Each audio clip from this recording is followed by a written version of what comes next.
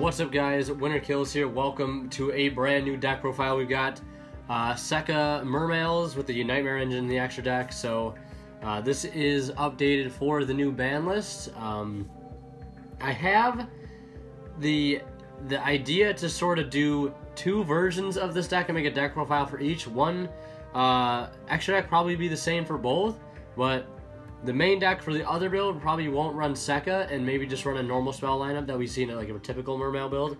But right now, I think I'm sticking with this build. And if you guys want to see that other deck profile, the changes probably wouldn't be that big.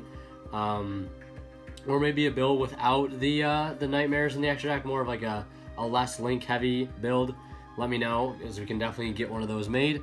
But without further ado, let's go ahead and get started with the profile, which we're going to get started with our boy Mermail Abyss Teia. Still got to play through this card. It's going to be even better when we get Abyss Alacia. Super stoked for that to happen.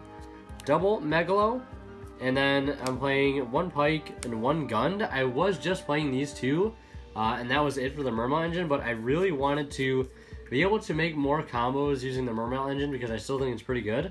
So I decided to throw in these last minute as Dine and Hild, is because these two can combo off really well together.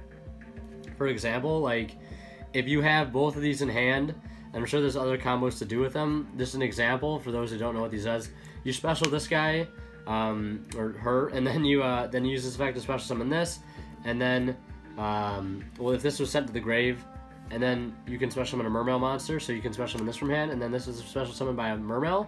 You can target a lower level 3 or lower Mermail monster in your grave, provide that out, and then that's free link fodder right there, or whatever you want to use that the free summons for, basically. Yeah, basically just when this is discarded, you can summon any Mermail, you know, from your hand, if it's sent to the graveyard, period. So that works really well. Combos well with the Knightmare engine.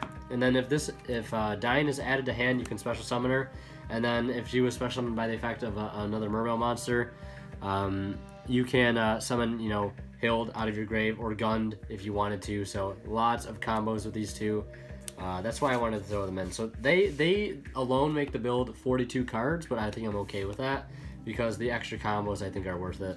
Then we're playing 3 Prince for the Atlanteans to start off, and of course this is post ban list, so we're still playing. Now we can play triple Dragoons. I don't have my third one yet, but just use your imagination. 3 Dragoons, and then on top of that 2 Infantry. Normally this would be a Marksman, or we would just play the 2 Dragoons, 2 Infantry. But now we have an extra Atlantean to run, and it makes the deck so much better late game, especially when you have that extra Dragoons to send. If you do happen to top deck Prince, it actually makes Prince sort of like decent late game, as whereas before it wasn't the greatest. And then moving on, we have triple Gen X Undyne and 1 Controller, because opening up Undyne in this build might as well be like opening Brilliant Fusion with the combo you can do with Nightmare Goblin. And then if you have like a Teus or something on top of that, you can make Cerberus then into Goblin using your Link Spider to get 2 extra draws off those Nightmare monsters, so it's pretty good to have that. And then obviously for that combo to work, you need, with the Undyne engine, you're going to need a Christian Rosenix. Basically, you just banish from your grave to summon a token. And then the next engine we play, there's a lot of small engines in this build. The Mermail, Atlantean, you know, the Undyne engine. We have the Frog engine here. This is great to make Toad. Discarding cards like Gun is always good too off of these. Really good way to start off your turn to bait out hand traps, I think, is with the Ronin and Swap engine. Moving on, I was very skeptical about playing this engine, but as of recently, like last night I was thinking about, like, I honestly think this engine could be good just because it helps make Saryuja, and I feel like I wasn't making Saryuja enough in most of my builds. So we play the triple Angler, and the Beaver and the Sunfish, so it's a 5-card engine. I didn't want to like dedicate any more space to it, but like obviously sending the Angler to the grave off of like anything, whether it be discarding for a Nightmare or just summoning anything really in the deck, you get to summon these 2 out. Or if you open up Beaver, it's not that bad because you can still use Angler, summon out Sunfish, and then use Beaver as a normal summon, or maybe even an extra normal summon to revive an Angler out of the grave. And then it's just a free Saryuja, and honestly, the draw 4 I think is too powerful, especially with the extra special summon it gives you. And the arrow pointing down to make co-links happen with Nightmares is also really good. So I'm playing the Nimble Engine as of right now. If I wasn't playing this, I'd probably just add more Mermail monsters like Turge, maybe a second gun or something. I don't know what else I'd add. But I think I'm going to stick with it for now. We'll see how it goes. And then last but not least, our Diva del Mare Profondo and our Moulin Glacia, of course. Can't forget these two. A must-have in any Mermail deck. And speaking of must-have right now, double Gamma Seal, the Sea Turtle Kaiju. You could play 3. Maybe I'd, if I cut the Nimble Engine, I'd probably maybe add a 3rd Gamma Seal as well. So yeah, there's that.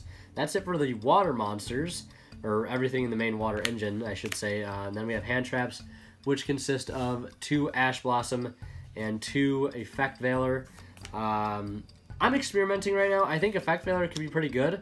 Obviously, these are replaceable with 2 Ghost Ogre, or 2 Droll Knock, whatever you want to do, or maybe a 3rd Ash and something else. But I'm just sticking with this right now, and I think I like it a lot. We'll see how it goes. I think Valor's pretty good against Goki Knightmare, which might be just one of my worst matchups. We'll see, though, how it goes as time progresses. And then that's it for all the monsters. And the last 3 cards we played, you probably guessed them already. It's 3 Sekka's Light. This card, it's like either this or play like Moray's 1-for-1 Soul Charge, Monster Reborn, Instant Fusions, I guess you could sort of play. But like, I don't know what I like better. The fact that I get to like practically use a Pot of Greed in my deck and then not play anything else. Recycle cards that I don't want in my hand to mulligan for better cards. Dig for other cards, essentially. Or if I want to, you know, cut these and then play everything else normally. I don't know. For right now, I love the draw power that this card adds, and I think that's the main reason I'm sticking with it. So that's it for the main deck. I said it's 42 cards, if I counted correctly. Feel free to correct me if I didn't. Now we'll go into the extra deck, which I said is primarily Link. I think I'm only playing like 4 Xyzs. Yeah, so we got 11 Link monsters. The first one being Saryuja Skull Dread. Nimble Engine, make this card super easily. You could even use it to make this guy right here, Borlo Dragon. Firewall comes up quite a bit in some combos, so you got to play him. Decode Talker, I was kind of skeptical on playing Decode, but I think for now I'm going to play him. If not, I might play Underclock Taker instead.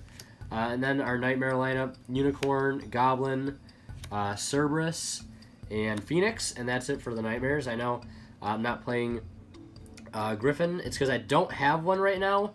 And I don't know if I want to play one just yet, but I think I might want to, and if I did, I might cut Decode. Because sometimes when you can't end with the best board, like you don't want to end Firewall Pass, so I think ending Nightmare Griffin Pass instead of Firewall Pass is probably a little better. Even if you don't use Firewall's effect to, you know, double bounce, I feel like Griffin in some cases might be a little better in some matchups. And then the last few links we play are Mistar Boy, Proxy Dragon, and Link Spider for the play with Undyne. This is for the Tomahawk, and then Mistar Boy is just Mistar Boy. You have to play that in here. It's just too good not to play. Works too well with the deck. Opening up Mistar Boy and like Toad, turn 1 is just such a great field because it allows you to double recur stuff.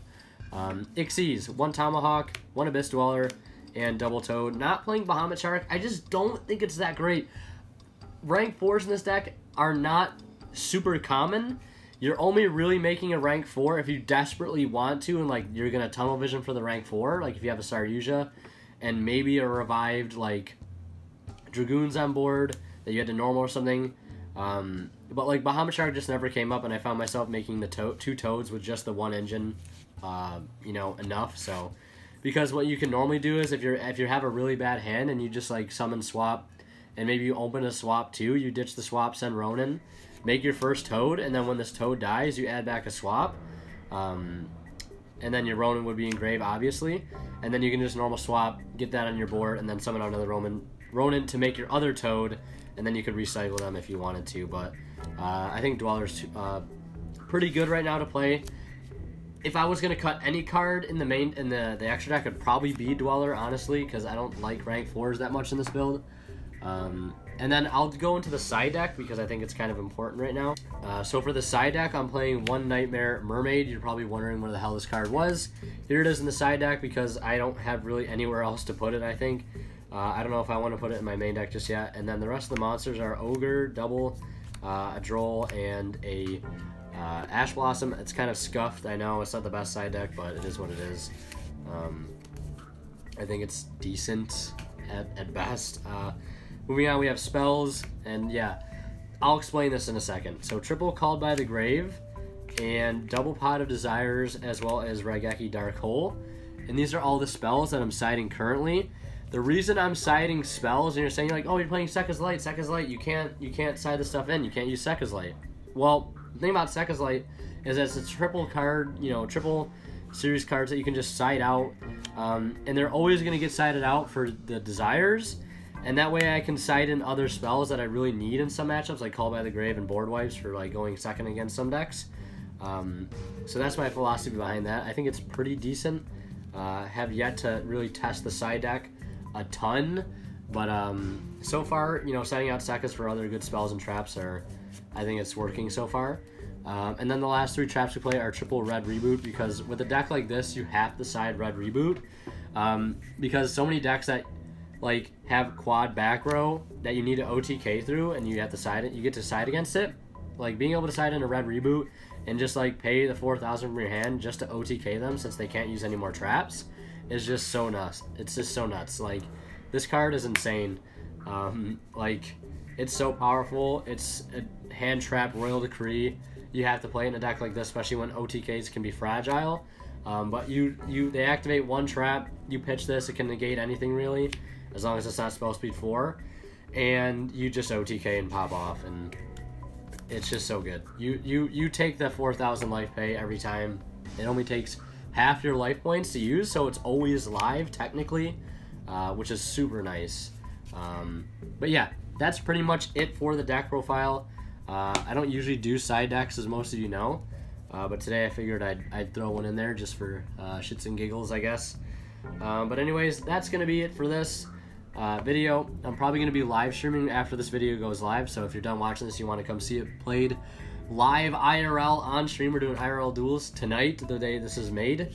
Come hang out. The link to my Twitch is in the description of this video. But anyways, Winter Kill signing out. Thank you guys so much for watching. We'll see you in the next one.